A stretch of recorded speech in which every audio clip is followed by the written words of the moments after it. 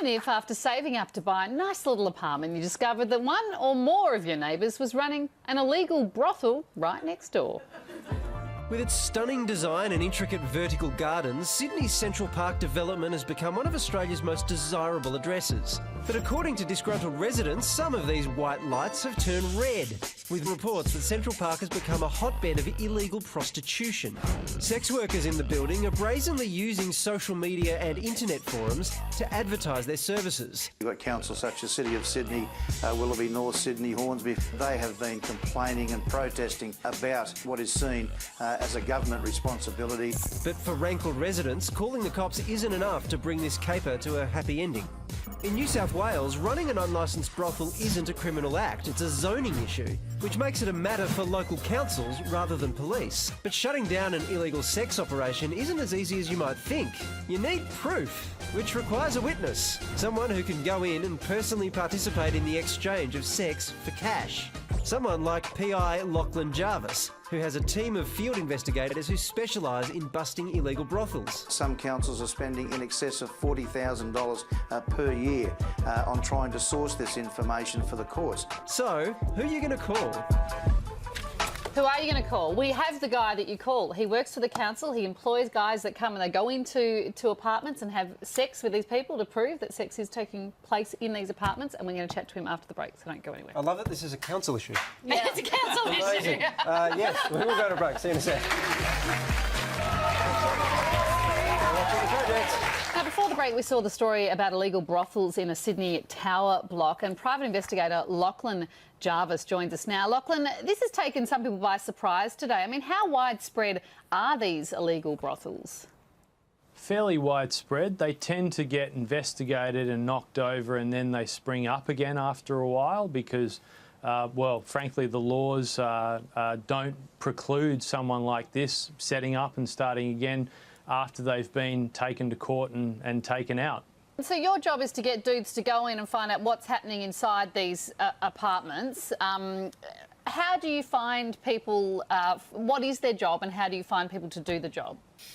It's a good question. There's a select few investigators who are willing and able to take on this work. Believe it or not, most councils and most law firms that engage us actually request that the physical act of some sort is undertaken, and our investigator partakes of those services and then subsequently writes a report on the basis of that. You talk about an act. What sort of act is required, apart from the obvious? I mean, would a foot rub be enough? At what point is the deal closed, as it were? Foot rub would not be sufficient, despite the conjecture engaged in Pulp Fiction.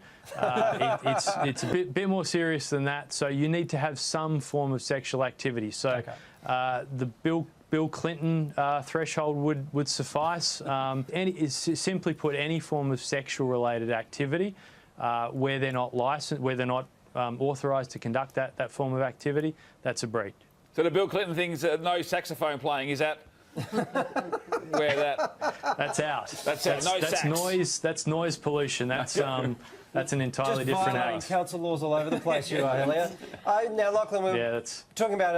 I want to congratulate you on your job advertisement. I think it's wonderful. I think we have a bit of a graphic here that we can look at, and the requirements are fantastic. I like that you provide training to the right persons. Do you provide that personally, Lachlan, or?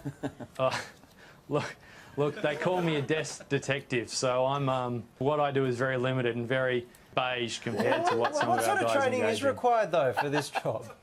Well, you have to be licensed. We advertised a few years ago for people to carry out this work, and as you can imagine, we got swamped by applicants. Yes, we can.